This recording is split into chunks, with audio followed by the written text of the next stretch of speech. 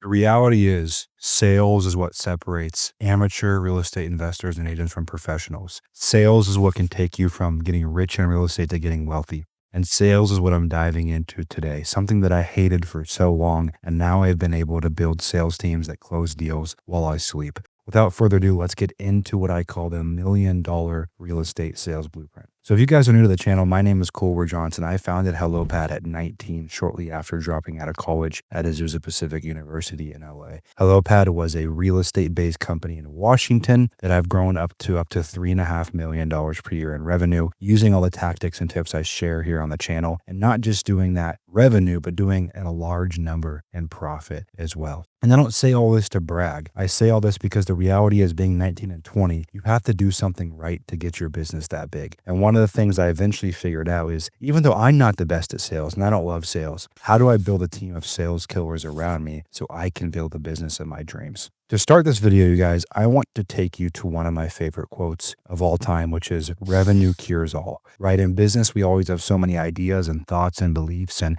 hey, how can I find the next best AI tool? What software do I need? What CRM do I need? What kind of lead do I need? What marketing channel should I deploy and use? But the reality is, you guys, sales and revenue cures all. Every single issue in your business will eventually be solved with more revenue that gives you the time to iterate and fix whatever leaks in the bucket you have, so to speak. And a lot of us in business, as we grow, we put a lot of emphasis everywhere else but sales because it's uncomfortable, especially in real estate. And real estate sales is tricky because the reality, we're dealing with someone who doesn't transact real estate a lot. We're dealing with an avatar typically that's going through some kind of situational, emotional, or psychological distress. And it's not an easy situation for them to be in. And a lot of us, we're in this car salesman frame of, hey, I need to force a deal down a seller's throat. But today, I'm going to walk you through what I call, for my team, what I've communicated to the world and our programs and our clients, which is called the $1 million sales blueprint. And if you guys want to access this blueprint on paper, have it in front of you, as well as network with the 500 other investors and agents completely for free, click the link below this video and join our free school community where we have hundreds of training videos, resources, and 2 weekly live calls, and more being added every single week. So that's down below this video. Back to the video. The real estate $1 million sales blueprint is taken from what I think is the thesis of personalized solution-based selling. And so remembering that we're a service business, and the investors and agents that think of themselves as a service business rather than, hey, I'm trying to maximize profit for me, they win long-term. In this video, not only am I going to take you through this $1 million selling system, but also take you through how to build a $1 million selling team so deals close while you sleep, while you travel, and you can build your dream business. I'm able to travel quite a bit, and I've built, in my opinion, my dream business, or at least a version of my dream business, because of my ability to have deals close while I travel, while I sleep, while I golf, and everything that I do in my day-to-day that's aligned with my dream business. So I want to take you back all the way to when I was 19, and I went up on stage for the first time. A big investor in Washington named Tarl Yarbrough, who's done a few hundred flips, he invited me out to speak, and I'd done 20, 30, 40 wholesale deals at the time, but I had a knack for systems and processes, and I built a cool CRM for us. And so he had me speak at one of his 60-day challenges, and I came out, and there was a room, maybe 150 people there, and I spoke. And it was my first time ever public speaking since high school, and I literally remember, I felt like my nervous system was shutting down. I felt like I was going to pee my pants. It was a brutal experience, and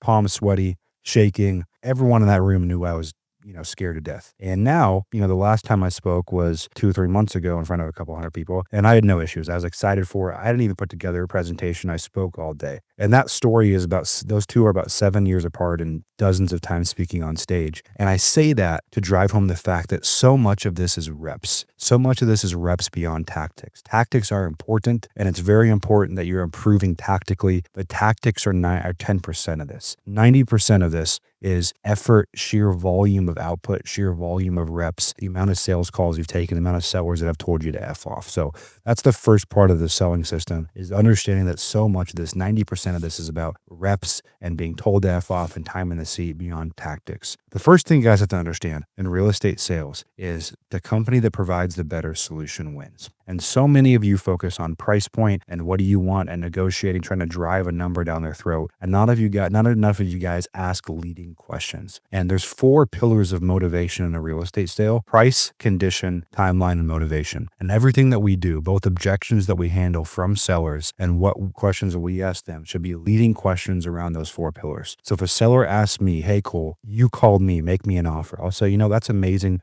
I'll say, I'd love to make you an offer, but I am a real estate professional. We do this for a living. So with that being said, if I'm going to make you an offer on your property today, I need more information. Before I ask you the questions I need to get more information, let me ask you a question, Mr. Seller. And this is the leading question. If we did come to an agreement on a price, what are you going to do with that money? Right. So now we're leading them back to giving us information on one of the 4 pillars, which allow us as a service company to serve them. Right. Again, every objection they ask us and every question we ask them as we go through discovery and as we go through rapport should lead back to those 4 pillars: price, condition, motivation, and timeline. We want to know, what condition is the property in? A good leading question for that is, hey, Mr. Seller, Mrs. Seller, if I gave you $100,000 or $50,000 gift card to Home Depot, what would you go spend that on? And they'll say, I would touch up the roof, I'd replace the windows, I'd do the flooring, and you'll start to get a feel for the property. The second thing is motivation. Hey, if we did agree on a price, what are you going to do with that money?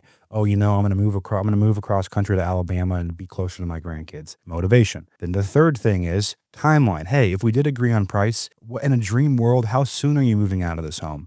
Oh, I was hoping for February. Timeline. And then we have price. Hey, okay, now we understand where you're going. We're going to help you with a moving company. All these things we're going to help to do, right? What is your ideal price, right? And the way to ask this is really, what do you need to walk away from this house with? Because a lot of people have this number in their head. Oh, Zillow said 600, but they only need 150 grand. And to get that, they only need to sell for 470. And so always separate the seller from the purchase price and ask them the question, hey, what do you need to walk away from this house with for this to be a win for you? Now that you have that data and you've taken their objections and you've asked your leading questions around your 4 pillars of motivation, now you can start providing services, and that's beyond price. One of my good friends, mentors, and business partners who runs a $50 million a year real estate operation in Seattle, one of the coolest things he told me early on is, hey, the solutions company wins. Can we offer a storage unit for the seller to move their stuff into? Can we help them and pay first month rent at the next property? Is there an attorney bill we can pay for them? What can we do to help them? And the bigger our fee size, the more we can help. That's the service we provide. They trade equity for ease of transaction. They trade equity for us to provide services to make their life easier and to relieve their psychological, situational, and emotional distress they're usually going with in a sale like this. Now you understand the core concept. We are a service company. We are asking leading questions around their 4 pillars of motivation. And on the top of that, we always want to be building rapport and be getting micro agreements, right? Micro agreements are little ways they agree with you. And rapport is just finding common ground. If you can find common ground and get micro agreements while you ask leading questions and handle objections towards the 4 pillars and offer your services, that makes this a million times easier. Because remember, you are dealing with someone that maybe they've sold 1 or 2 homes in their life, right? And that's a scary situation for them to be in. The reality is you're there to alleviate that concern and that friction for them. So once you know all this and you can start talking services, you guys, the next thing that you want to do is you want to bridge to a close. And a close in this business, this doesn't all happen in one day. Everything I've talked about can happen over 2 years. It can happen on 1 call. It can happen over 1 month. So you have to, again, like we talked about earlier, it's about time in the seat. And the more time in the seat you have, the easier this process will be for you. So as you bridge to a close, there's a couple rules of thumb here. One is we don't just jam an offer down their throat. We lead them to a range. We do that with factual market data. We don't make stuff up. We use comparables. Hey, Mr. Seller, Bob's home down the street that sold recently. Yeah, I know Bob's home. Well, his home is 500 square feet bigger than yours, has an extra bedroom and bathroom, and is completely remodeled and sold for $520. So can you see how we probably can't pay you that 500 number? Oh, I can see how that's a reality. And you slowly work them into a range while you're asking leading questions about what they need to walk away with to make it a win. And as you do those 2 things, you'll soften their strike price. And as you soften their strike price, you keep building rapport. You spread out the sales process as long as it needs to be. And then as you move in for the close, you have to do what is maybe the most important thing in this business, which is you have to diffuse and you have to get micro agreements for a sale. Diffusing is putting the leverage back on your side. And the frame I like to tell my people to use is, hey, if you had 20 deals closing this month, how would you handle this seller? And the conversation you would have is, hey, Mr. Seller, we're very busy. We're very, very busy. We have finite resources and a lot of opportunity. If we commit to transact on this house, if we commit to wholesale this house, if we commit to buy and flip this house, whatever that situation is, I need to know that you're ready to go, because if you say you are and then you're not, you put us in a bad spot. So now we've diffused, we've separated, and we've created the leverage on our end. Now he has to take a step towards us. Yes, Cole, I'm ready to proceed. Thank you for being so transparent. If you guys give me your word and you show up to my house, I'm willing to sign an agreement. And then what we do is we do not give appraisals. So if you take an agreement to Bob's house, Mr. Seller's house, and he does not sign it there, you leave with that agreement. If you send a DocuSign, one, try to be on the phone with them. But if they do not sign that DocuSign, you void it, because you are not there to give an appraisal and have your offer be leveraged, especially because they pre-committed to you verbally that yes, they're ready to go. And they will come up with last minute objections. Hey, my sister's cousin aunt is a broker. Hey, I need to run this by an attorney. That's all fine. Those are different situations that I talk about in different videos. Those are closing objections. Now that we have a signed contract, now that you've gone through all this, now you need a cool off period. You need to make it feel like a massive win that they have transacted with you today. And you need to make them understand that they made the right decision. Otherwise, a lot of them get cold feet. They back out. They don't respond to title and escrow. Closings get delayed. Buyers get cold feet. It can ruin deals. So some kind of really good cool off period. If you want ours, below this video is a link to our free school community with hundreds of investors and agents and hundreds of resources, training videos, and weekly live calls. We go over our contract to close process, and there it's a 17-page document that you can access completely for free, walking through our cool off period and everything I just said, also our sales process. So now fast forward, now you understand our sales thesis, the $1 million sales blueprint. Now you need to build your $1 million sales team. That starts with leads. I want you all to get to somewhere between 6 and 12 leads per day. That is the magic number. That is what gets you to $1 million per year in revenue. That can be from a variety of sources. If you want us to send you leads, the link for that is underneath this video.